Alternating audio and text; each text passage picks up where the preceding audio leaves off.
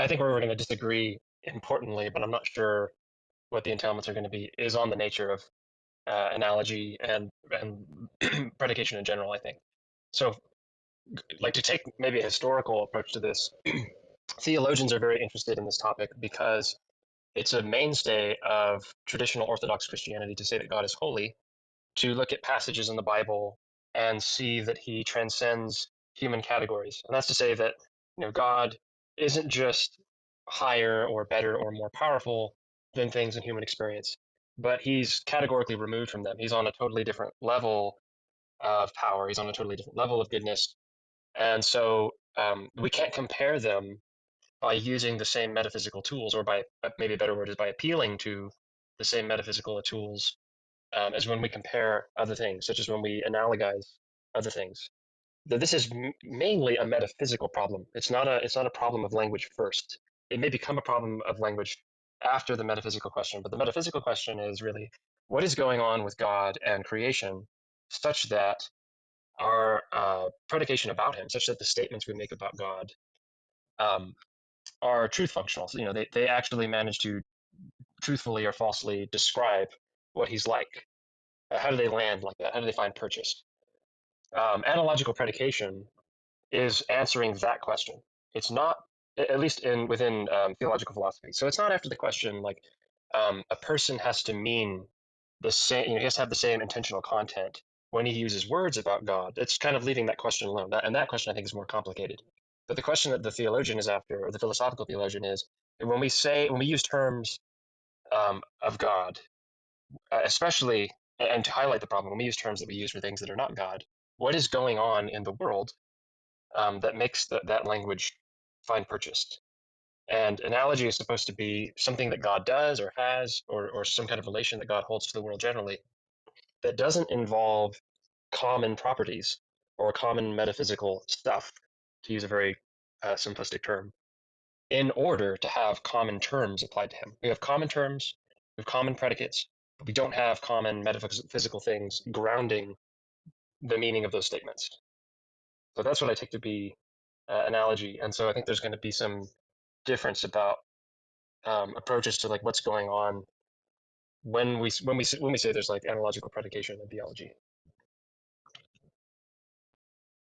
Okay, so I think I want to agree that it's not going to be a linguistic problem. I kind of want to get that off the table here. I think that predication can be understood as a linguistic act, or speech act, but it could also be understood as the formation of propositions which are non-linguistic. So we could just be talking about what they mean, um, devoid of a language.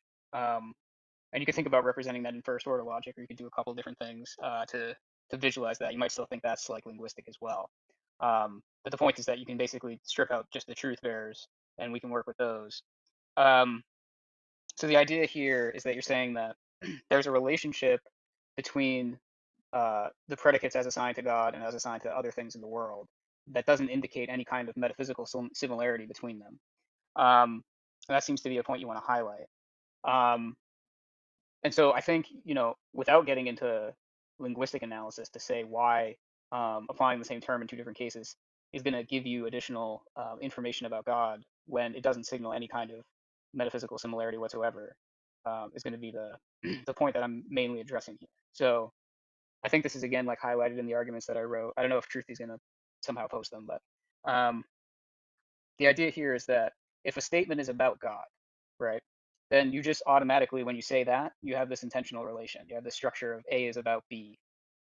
Now, presumably, that's something you're going to want to preserve. You're going to want to say that the statements that we make are about God, right? Because even this thesis is a statement about God. When you say God can only be predicated of analogically, you're saying something about God.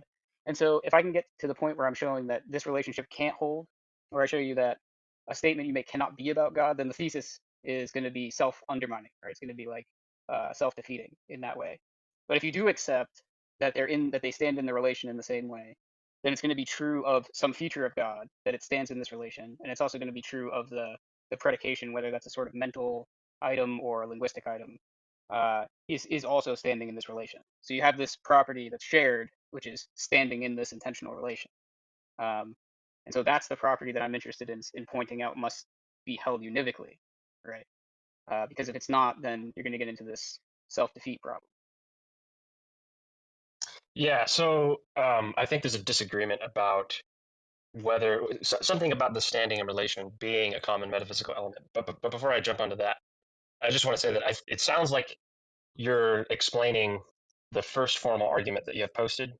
Maybe you wanted to read that, but if that's what you're explaining, and I think you are, that is a great explanation. I happen to agree with at least most of that. You're basically just saying, for people who aren't maybe as philosophically inclined, hey, um, when we say things about God, the key word there is about. So what is making that? What is giving the sentence that aboutness? Whatever's doing that, that's going to be the univocal element that we were trying to avoid in the first place. So by saying there's no univocal element, we're denying that any sentences can be about God, and that just means when I say, um, God, something like God can't be univocally predicated, that's just not to talk about God anymore on my position. Do you say that's fair? Yes, yeah, I think that's right so far. I did just want to point out too that if we're getting into the sort of truth maker, right, for the intentional relation, you're asking like what makes it true that it's about this, right? At least minimally, part of that is its truth conditions, which include that the two relata. So it's a relation. It's a two-part relation. A is about B. A and B are the relata. Um, it's going to be true of both of those relata that they stand in that relation, and that's sort of a minimal condition for it to be true that some statement or even thought is about God.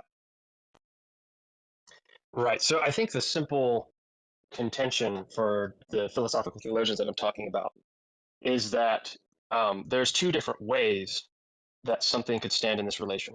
And in other words, there are two different truth makers for the statement that a sentence bears that relation.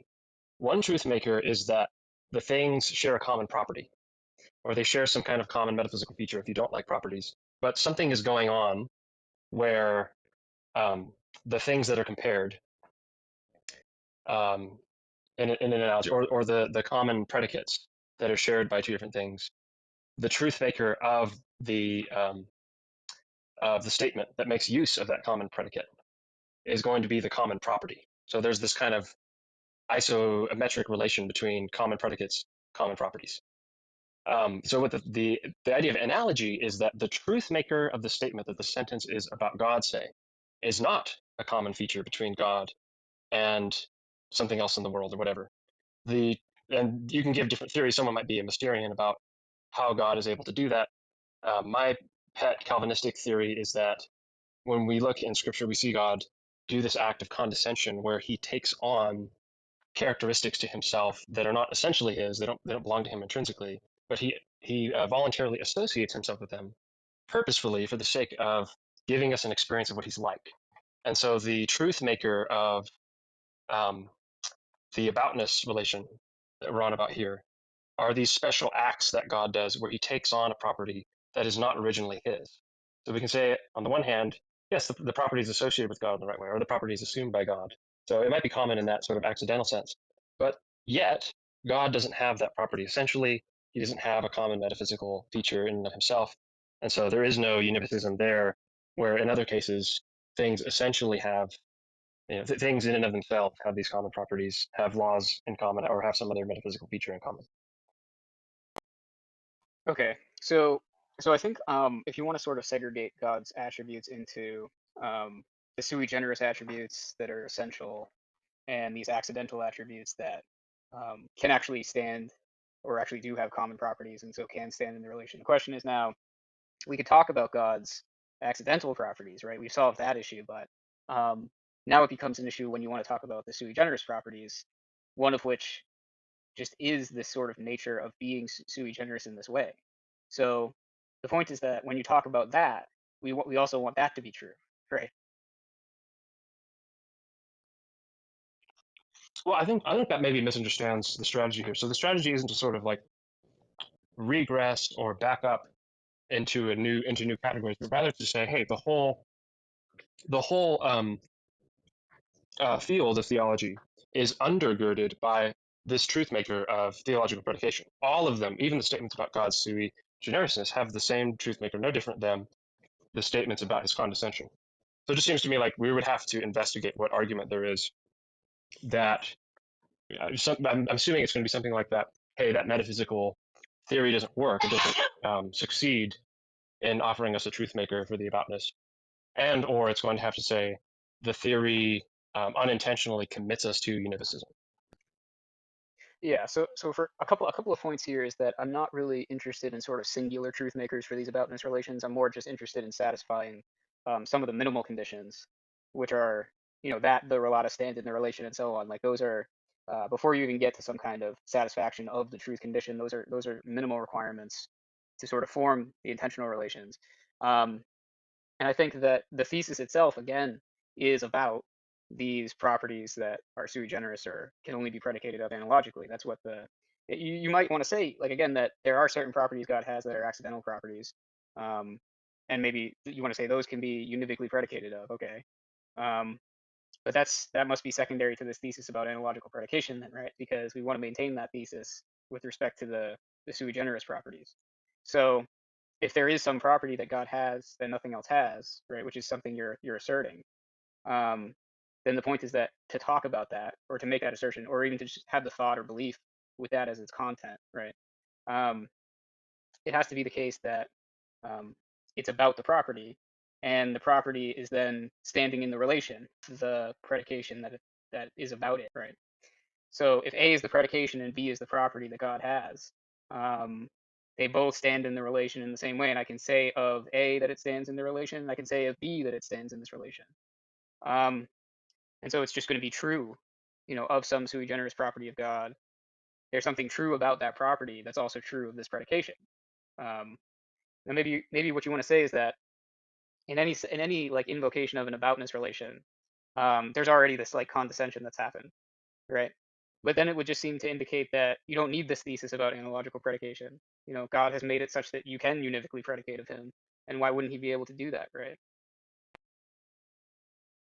That's a little confusing. So let's start with that last question. That's a little confusing me just because the idea of analogical predication, as it's understood within the context of philosophical theology, just is the thesis that um, these statements can stand in this intentional relation without a truth maker like a common property. That's just what it means to be analogical predication. So to say, so to ask the question, um, why would we need analogical predication if God can condescend to us? Is just to say, why would we need God to condescend to us if we need God to? That's exactly the same thing. Condescension just there is a instantiation of an analogical predicate theory or an analogy theory, whatever we want to call it. The, I think the issue is this is my understanding, so I could be wrong here, but I think that like the target of our dispute is getting mixed up. I don't have a problem with saying that all of theological predication includes a property, namely this aboutness relation, or includes I don't know how you would want to think of relations as different from properties or predicates, whatever, but however you catch out relations, it seems to me that it's not in contest at all with what theologians are after with analogical predication. Excuse me, to say that all theological predications possess this relation to God, and God is in that relation too. That's not really the issue. The question is why do they stand in that relation? What is the metaphysical thing that's undergirding that relation? What would be univocal is if the thing that's undergirding that relation is some common metaphysical feature. So as long as I can say, and I do say, that all of these statements which stand in an intentional relation do not stand in that relation because of a common metaphysical feature, but they stand in that relation because of some special activity that God has done in order to enable the things in the world to speak about him. Then it just seems to me like I satisfied showing how actually everything we say is in a sense analogical about God, um, or presupposes some kind of analogical backdrop. Um, and uh, it, at that point, I'm not sure what the difficulty is supposed to be. Sure. So, okay. I understand, like, you may want to draw distinctions between like linguistics and metaphysics or something like that. Um, but I think again, like, so what I'm going for here are like minimal conditions for any sort of intentional relation to hold. And, you could be a nominalist about this relation. You don't have to think that it actually has like some ontos to it or metaphysical import or anything like that, right? So um, you could just think in terms of things that are true, right? Um, So it's true of God that he has a property or a feature that stands in the relation, in this aboutness relation, right? And it's true of the statement that's about him that it has a property or feature that stands in the relation. And the point that I'm driving towards here is that that has to be univocal, right? Um, when you say that that also is just going to be analogical, um, the point is that it's then strictly speaking false that they stand in this relation. It's strictly speaking not the case that this and this stand in this relation in the same sense. And so the relation can't even get off the ground.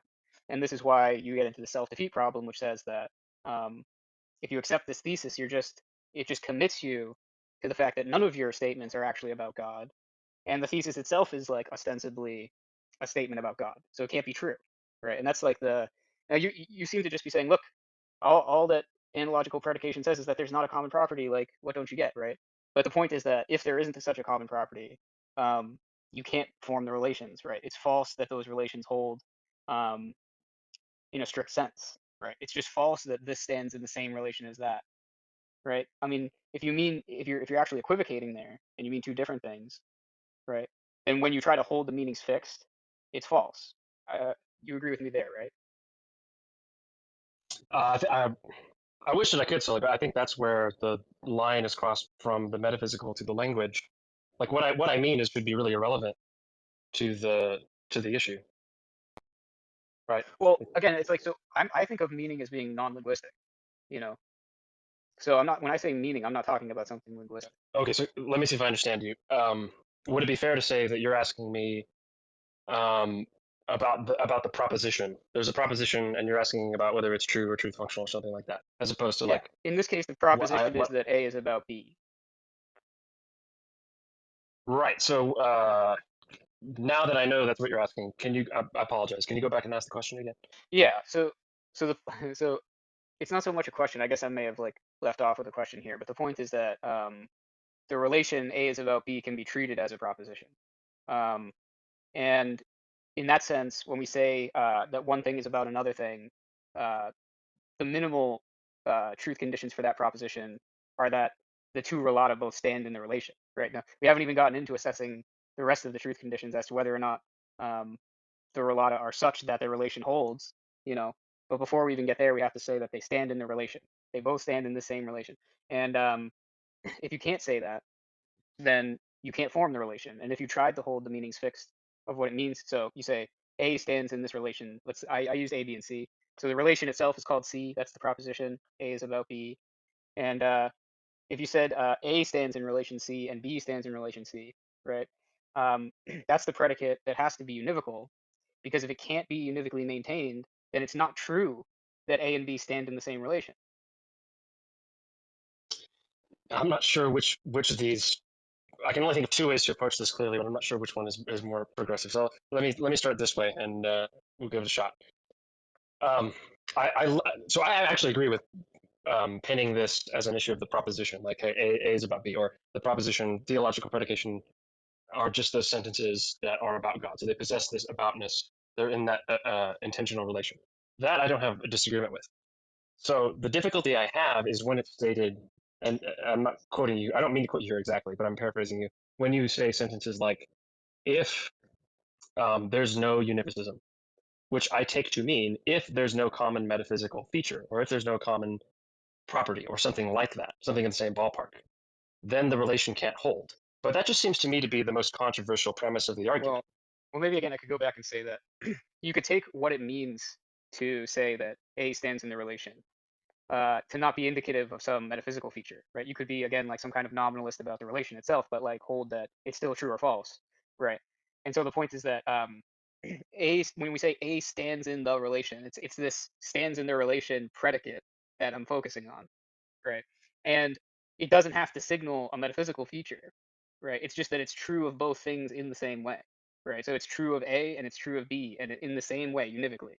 Um, but you don't necessarily have to interpret that as like some ontological or metaphysical commitment, right? It's just that it's true, right? It's true of both things, and that's what when I started out like expressing what univocal predication is. In a typical sense, it's when I can say of X, a certain predicate, and I can say of Y a certain predicate, and the predicate in both cases has the same meaning, right? Right, the same. They express the same proposition. Well, no, they wouldn't. So, So you should think of it this way, like assigned to different objects, it's not the same proposition. So if I said the ball is red and the truck is red, right? Those are two different propositions. They just contain the same predicate, and I may actually mean that in a univocal sense, like they're the same color. right, but sorry. So I'm saying that the predicate they are the same color can be that's the predicate. Excuse me, that's the proposition I'm after being expressed. That's the one. So Right. So to go back to it, it yeah, just stands in the relation. That's really what we want to target here, and we're talking about the A is about B intentional relation. So we're saying the predicate stands in the relation is the one that I'm saying has to be univocal. so I let's that's another statement that I think, like when you use the word analogical, it's like if you could let's just ask you to spell out what that means. Like when you say it has to be univocal, can you replace that word with a spelled out meaning of what univocal is so we Yeah. can see? Yeah. I mean, so again, what it means is that when applied to A and when applied to B, it means the same in both cases. It means the same thing. It expresses the same predicate, not in a equivocal sense where you know, the device, the symbol is the same, but the meaning is different, not in an analogical sense where the meanings are partially the same, but there's some distinction between them. It's like, no, we're saying that for this intentional relation, A is about B to hold. It has to be true of A that it stands in the relation in the same way that it's true of B that it stands in the relation. And if we varied the meanings, that would be fine. But then the point is that if I asked you to hold them fixed, right? If I said, well, if I asked you the way that A stands in this relation, let's just apply that meaning to B, right? You would say it's false that B stands in the relation in the same way as if I hold the meaning fixed with respect to A, right? And that's going to be the issue. Um, you're going to say if it's analogical or equivocal that it doesn't mean the same thing when I say it about A compared to when I say it about B. And so, strictly speaking, it would be false that A is about B. The intentional relation would be false. Yeah, man. So there's quite a few things here. I don't know. I don't know if there's too high a request, but if you can avoid the word meaning, because you and I think very differently about what that refers to. I don't think of meaning as something independent of like the linguistic question of how an agent is using a word. So I Yeah. think you're talking about propositions, but when you speak of meaning, I don't know how to replace what you're saying with propositions and it still come out to make any sense. That's the problem. That's like the trouble I'm running into. Is like, okay, well, if we just need it to be true that theological predication has this aboutness, and so the predicate and what the predicate is about stand in that one aboutness relation. That's fine. I accept that that's true, but I just don't think that that's what analogy is after. What analogy is after is asking the question, what makes that true? An analogy is saying, hey, it's the truth maker of that proposition is not a common metaphysical property, or it's not nominalism or something like that.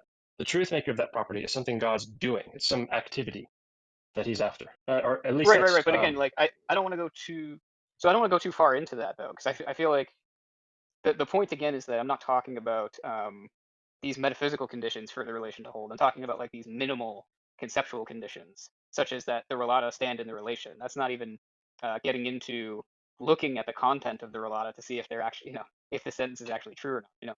can I ask you? Those would be like the metaphysical considerations, right? Is that like we look at A and B, and from their sort of, let's say, metaphysical characteristics, we might decide that it's true or false.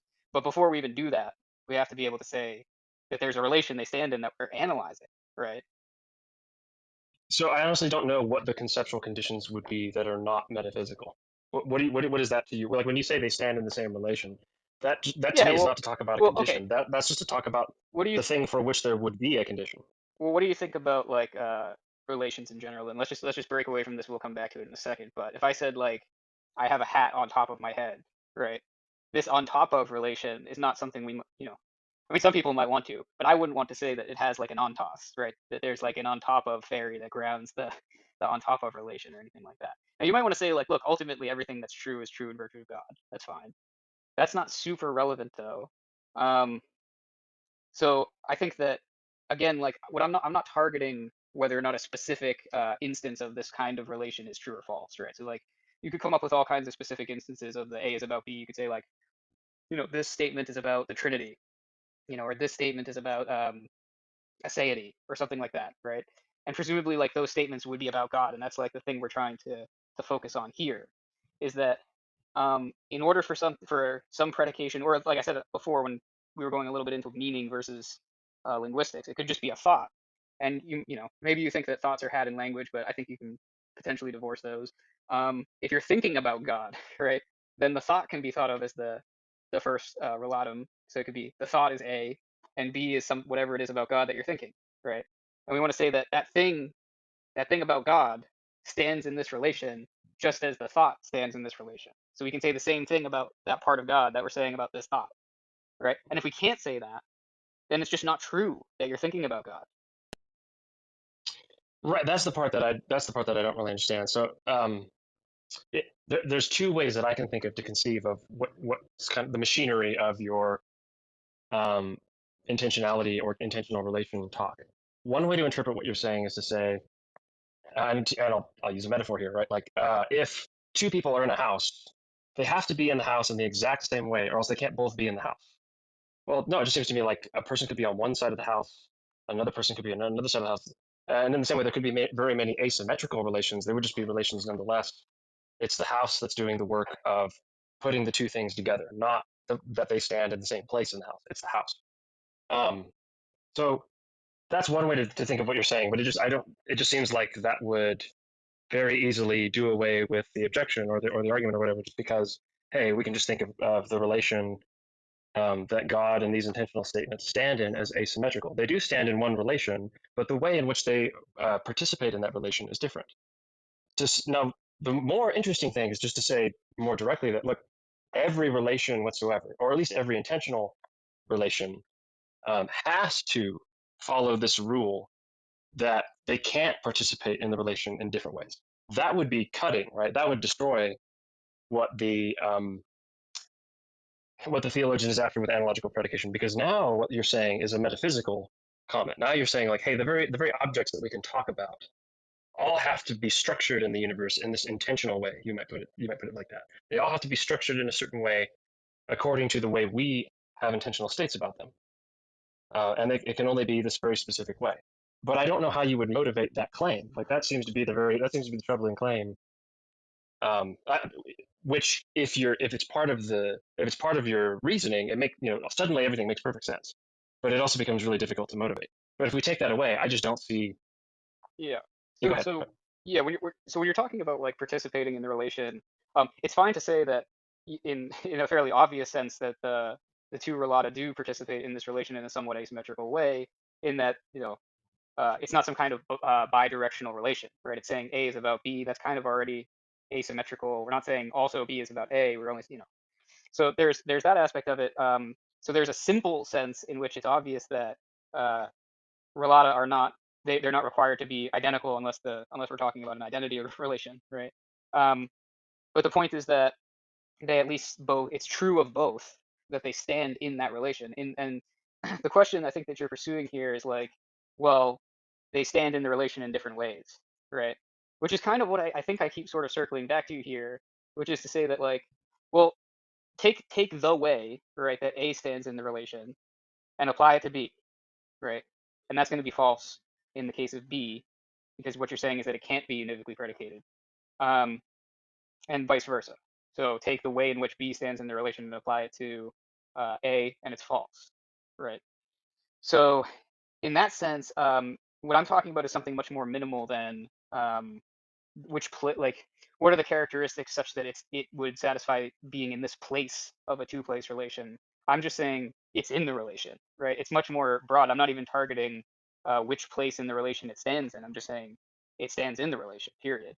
um, and again, so if it's you get these two pairings, right, where you say like, well, if I hold the meanings fixed, you know, it's true of A and it's false of B, and vice versa. If I hold the meaning applied to B fixed, it's true of B and false of A, right? So I never get a situation in which it's true of both, right? Um, and so again, to say that it stands in the relation in a different way, in some sense, is fine, but not in this like minimal sense. You know, I don't know if that's clear, but Uh, Maybe. My issue is just like, hey, it just seems to face a dilemma. Like, if we're really just saying like, hey, these two things can participate in this relation differently, which then opens up the door to saying, hey, they participate analogically. That is, they participate not because they share a common metaphysical feature, but because God does something that provides the truth of the statement or the truth functionality of the statement, whatever, or its aboutness, whatever. um, you know, that just takes away the teeth from the argument. So it just seems to me like, hey, Yeah, I don't know. but see, when you say that, it sounds like to me you're saying, well, God provides something that just makes it the case that they both stand in the relation. Um, you know what I mean? Like when you say he provides the truth condition, like I'm just saying that's like a very minimal one. That's like outside of getting into the specifics of the what these relata actually are in a given case. You're saying God provides something such that it is the case that they both stand in this relation. You know. Um, so, I mean, I'm a little bit unclear, I guess, as to how you think it resolves this to say that God condescends and it makes this work. So like I don't know if you want to give me a little more detail about like how you think that even though they you seem to want to draw a very sharp distinction between quote unquote the ways that they stand in the relation and yet agree that it's true that they do, right? So I'm trying to get down to that little kernel of it's true that they both do, you know. Yeah. So I mean, my position to light my cards is going to be something like, hey, the way predicates work in general is that they either attach to things, they either find purchase in what we're describing or referring or whatever because of common laws and common properties and those sorts of things that we rely on to individuate or classify things, or you're relying on God's divine act of condescension. Those are really the only two kinds of predications that exist. So, like going back to the hat on the head analogy, I have to admit, I maybe other people in the room got that. Maybe I'm dumb, but I just didn't get that seemed to me like something you were getting to that was important for your case, but I didn't understand it because to me, like when you talk about someone having a hat on their head, that proposition is made true by things like hats, the existence of space, the fact that you can have things in different positions in space, the fact that there can be a perspective on those positions. Like you have to have a lot of metaphysical baggage to make any sense of that predicate. It depends on a lot going on in the world. It's just the analogical predication is just saying, unlike all these other cases where you have common features and you've got these big laws like spatial nomology or something like that, controlling how these predicates work. In this case, you have something else. Um, you have God coming down to assume to himself predicates so that they can be an instrument or a mediator of knowledge of what he's like without them. Yeah, right. But basically, like the crux of this whole dialectic is how you do like how it forms this conduit. You might visualize it as like how do the analogies actually get you to something, uh, where then you could say yes, this is about God, right? Because all the way down in a sort of infinite regress, we want to avoid ever talking about a common property, right? And there are just like I said at the beginning of this, there are just these very simple arguments that a common property is required, like dismissed. You know what I mean? But I'm trying to give you something more than that. Um, the point about the hat on my head example was to sort of quell sort of. I mean, you're right that it does have a bunch of these like presuppositions built in about space and like heads and hats and so on, of course, right? But it underscores the idea. It's a sort of like third man like Plato argument, but it underscores this idea that um, in order for my hat to be on my head, sure, things like space and hats and heads have to exist, but there doesn't have to exist this like floating thing which is the on top of relation, right? I mean, you might think that that's like captured by all those other considerations in some way. Um, but the point here is like I was just trying to explain that you don't have to commit to something to say that an aboutness relation is true, right? You wouldn't have to say it's some kind of entity that exists. You don't have to give it too much import. So that was kind of the point of that example. But you can continue if you'd like with the. I Well, okay, so the reason it confuses me, Sully, is because I'm on board with that. So I totally agree with you. I would disagree with nominalism, but I would agree that you don't have to be such a hardcore realist that you think for absolutely every predication you make, there is an individual universal or something doing the work of making that predicate available to the object. That's pretty bizarre. Not that that view doesn't exist, but that's even though I don't like parsimony, that's probably a case where you and I would shake hands and agree. Okay, that's a little too flamboyant for me. Um, but I really do. It's hard for me to understand. Like earlier, you made a distinction between metaphysical and conceptual conditions, and it just seems to me that hey, these conceptual conditions may not be like reducible to questions about like does space exist? That's maybe more of like a nomological, ontological, whatever question.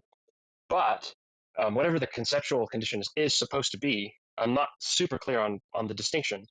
It just seems to me that it's going to involve metaphysical questions like do these things have a common property? And the way I can make so I've actually spoken to other people about this, and it seems to me, hey, the strongest version of an argument like you're making is something like a meta regress argument. Like if I wanted to attack my view, I would do this whole turtles down comment. You made something to that effect a moment ago. That like when we go to speak of God, we pass the buck of the predicate onto some kind of mediating work. But then when we go to analyze that mediating work, we got to pass the buck yet again to more mediating work because even that mediation is not right. So you got like this meta regress problem where in order to like classify these um, individual statements, the class itself can be analyzed and it shares the problem of needing a class.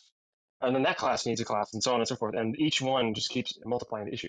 But it seems like there's a very simple way to get around this. And the simple way is just to say that, hey, we didn't, the assumption of that kind of argument is that you need a common property to have the class. If you start with that assumption, or maybe you think that that's not, but if that's the claim that's on the table, that comparing things or using common predicates or things standing in intentional relation, whatever it is, if you think that those things require a common property just on the face of it, hey, yeah, of course, there's all that just it becomes so obvious that this analogical predication is problematic. Right. It's just when you take that away, then it seems like instead of it being meta regress all the way down, rather it's, hey, no, the one act of condescension is sufficient to act as the truth maker of the intentional relations all the way up. So, okay, yeah, I think you're addressing an argument that I would somewhat consider unfair for the reasons that you're outlining, which is, and this is why I'm trying to offer like a different sort of approach.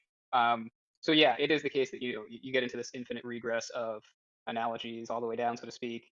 And if somebody says, okay, but it's also a further assumption that like there, it's like saying there has to be a first moment of time, but time is infinite, right? And so those things are inconsistent. So if you said there has to be some univocal predicate at bottom here, and you're agreeing there isn't, then that's like unsatisfiable pair and so on, right? And so I'm not just trying to assume that you need that element of univocality. I'm trying to argue for it on the basis of this other argument. That's kind of like the approach that I'm taking here, is to not just do the typical regress, but to actually show that there's this other independent consideration to think that some element of univocality is needed, and it has to do with these the structures of these intentional relations, and the fact that it has to be true of both relata that they stand in the relation, um, for the relation to be true, or to form the relation at all. Um, and so again, it's like a minimal criteria for it to be true that it's the case that the two relata stand in the relation. Now, I think again, like we went into like, well, what if they just stand in the relation in a different way, quote unquote? There's still going to be something that's going to be held common there, which is that, well, they stand in the relation in a different way. We could assign some adjectives. We could say one stands in the relation in a spooky way, the other one stands in the relation in a funny way. But at the same time, it's still just going to be true that we can strip those modifiers back and say, well, it's true that they both stand in the relation. And if you think that's not univocal, right? Again, I gave the point where now we just fix the meanings when applied to each of the relatum, right? We say, well, the meaning that you have in mind for A, it's false for B. The meaning that you have in mind for B is false for A, right? And so there isn't a pairing where it's true for both. And so there isn't a relation, right, that they stand in. There isn't a singular relation that they stand in. I mean, it's hard to say So that even these other cases could make sense, right? Because if you don't have both of the relata, there really isn't a relation at all. But hopefully the illustration makes sense to say that, like, look, you have like on and off switches, right? It's like the meanings are not the same when applied to A and B, right? And so if we hold them fixed, and then we ask the question, well, the meaning we have in mind for A, does it apply to B? No. The meaning we have in mind for B, does it apply to A? No, right? And so then it's not clear how you can say, if you affirm that there is some particular individual relation that they both stand in. yeah, so when you say meanings, you have in mind propositions there. So it seems to me like you're saying, hey, the proposition that describes A as in relation is false when applied to B. But that just seems strange to me because for two reasons. One, it seemed like earlier in the conversation you agreed that like, hey, if we apply different predicates to different objects, they're going to be falsified. So like if two people are standing in a relation as follows, they're inside the house, and I say Johnny is in the front of the house, and then I try to say Bob is in the front of the house. That's going to be false because Bob is on the other side of the house. Well, but what is But this? that doesn't seem So to falsify. I don't think this is the same. This isn't really a relation, right? This is like where you're saying that in the house predicate, you know, both satisfy it. Um, so you have a meaning in mind for in the house, and what was it, Bob and whoever, they both satisfy the Make up meaning. names. Now you could, now again, like I said, like you could add adjectives, you could say the front of the house, and that may be true of one and not of the other, but in the house is true of both. But that's not really analogous, TM, because uh, that's not a relation so much as it is just applying the same predicate to two different things. I guess I don't see the difference. It just seems to me that a relation that well, a relation may be like a special case of that or something, but I mean the relation God is in R and B is in R or A is in R or and C is in R, something like that. I can't keep track of the variables. It's just going to be the same thing as like saying this ball is red and that ball is red. There's not. I don't really think there's any big difference as far as the question, at least, what makes those propositions true. There may be other metaphysical questions about what makes relations and those predicates different, but the question about truth makers isn't going to change in the slightest. Well, you might want to think of something like, say we're walking single file, and I say Jimmy is in front of Sully. You know, now we have this like is in front of relation. That's a two-part relation where I am one of the relata, you are one of the relata. Um, and we want to say what you basically want to say here is that when I say that I am one of the relatum of that relation, that like in front of relation, it doesn't mean the same thing as when I say you are one of the relatum of that relation, right? And then it's unclear now if I fix the meaning, right, to say that I am standing in that relation, it doesn't mean the same thing as what it, so it's false to say that you're standing in that relation. So it's going to be false to say that you are in front of me, right? Do you see how that follows through, or I can like unpack it a little more? Yeah, but so let me give you two. I'm sorry if this takes a little longer, but let me give you two ways of thinking about this further because I'm still not seeing the connect. So with respect to like standing in front of someone, it just seems to me like you can bake into the equation the order of them, right? So they both stand in the relation R, and R is just from Jimmy's perspective, Sully's in front or whatever, right? You can just involve in the relation enough data to get rid of there being falsified one statement about one and about the other. It's just going to be true about both of them that they stand in that relation that I just outlined. And in the same way, like going back to God, I can just say, well, they both stand in the relation, namely, God makes this true via condescension that this tells you something about him that we can use such that we can use the predicate of him. Right? I can just bake it back into the equation that relation in full spelling, and then that's just going to be true of both. With it will have the same language meaning, but it will not Well, have. okay, let's let's make it a little bit more of a specific case, right? So you're saying God condescends, right? So let's take that as the predication. That's going to be A, right? In all those arguments that I was giving, right? Now you're saying God condescends is about God, right? It's a statement about God, or it's a thought even about God. If we wanted to strip the linguistic baggage away, you could just say you're thinking that God condescends, you know. And you could think that in many different languages. You could, potentially you could think that apart from any language. Um, but the point is that there's this relation that has to hold if you want it to be the case that that thought is about God. Now you could have that thought, right? And maybe it's not about God, right? I mean, that's going to undercut the content of the thought to an extent. Um, Well, so the, yeah, go ahead. I'm sorry, but I was just gonna say, but the relation is the condescension. Well, in this case, what I'm saying is that it's your thought or your predication, um, which is about God when you say or think that God condescends, right? And so now we're saying that there's something true of this thought or predication that is also true of God, which is that they stand in that relation, that aboutness relation. Right? That which is to say, when spelled out, something like the thought and or the I think better the proposition and God stand in the relation, namely, God does this special work that makes the proposition true and about him.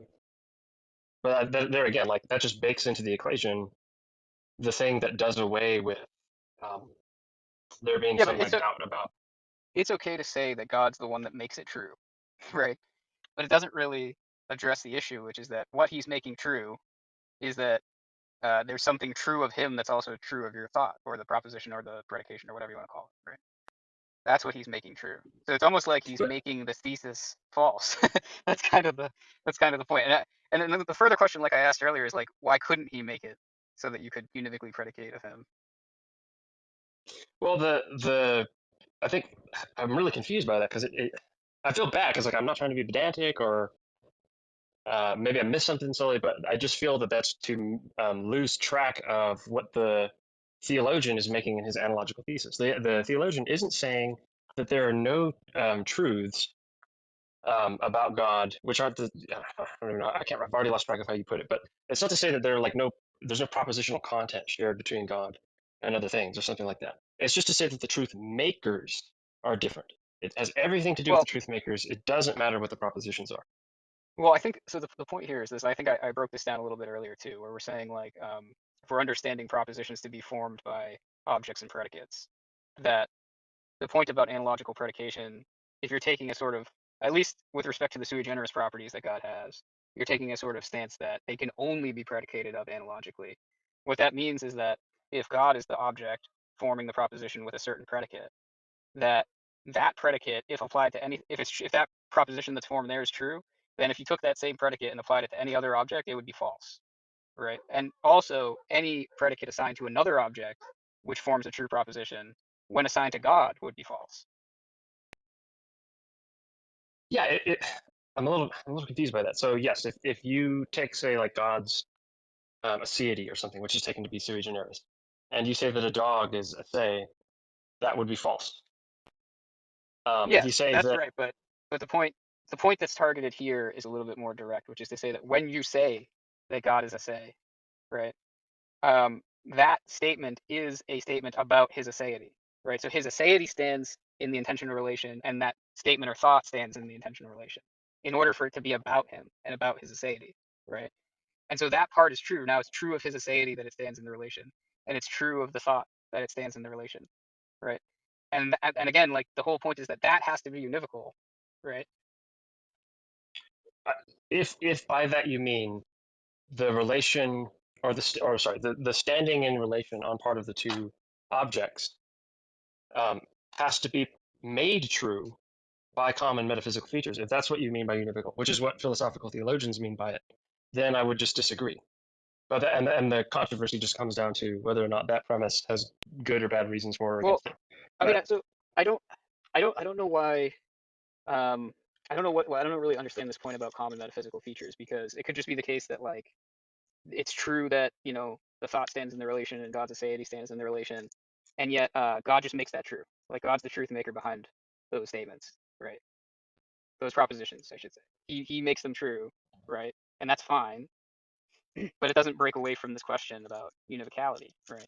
The question about univocality has to do with the predicate being assigned to two different objects. In this case, like one of the objects is God or God's aseity, and the other one is the thought. yeah, so I'll be honest here. We might be going around in circles. So I'll say this, and then feel free to challenge me on whatever, or we can go back and touch on something if you want to. But I'm sort of happy to rest my case in just saying that really think that the way you're approaching the topic of analogy is so different from the way that historical Christians have, that there's kind of a language. We're almost like talking past each other when we get to the issue of truth makers every time. Because to me, the whole point was to avoid truth makers of common metaphysical features. So when you express like being mystified by my preoccupation with that, I'm scratching my head going, well, but wait a second, that was like the whole point of analogical predication, was to avoid common metaphysical features, not to avoid propositions Okay. that express. I'm sorry, go ahead. Okay. So maybe yeah, we can wrap it up shortly because we've been going for a little bit now. But um, so when we're talking about common metaphysical features, I'm not quite sure what's going to qualify and what's not. And this is kind of why I went into like a potential nominalist route with respect to the relation, the way that we're thinking about that. But if it's God that makes it true, right, and He's the truth maker, that's okay. Like I don't have any issue with that. The idea is that to stand in this relation may not be something that carries like metaphysical baggage in a stronger like maybe Platonistic sense or anything like that. But to say that the truth maker is held in common, I mean, if the truth maker is God, right? When we say God's property aseity, let's say we had the thought about God's aseity, right? We could say that God's aseity stands in this relation, and God is the truth maker, and also the thought stands in the relation, and God is the truth maker. Um, as far as like the metaphysical similarities, I mean, if you think that something being true is a metaphysical feature or entity of some kind, then you would have to affirm that here. Um, so I'm a little bit like puzzled by going to these like obscure sort of like metaphysical features, and I'm not sure how they fit into. again, these like statements about relations or abstracta on your view and things like that. I feel like the truth maker is just going to be God. So it's kind of why I've tried to avoid this truth maker conversation a bit. I don't know that it advances the dialectic at all, but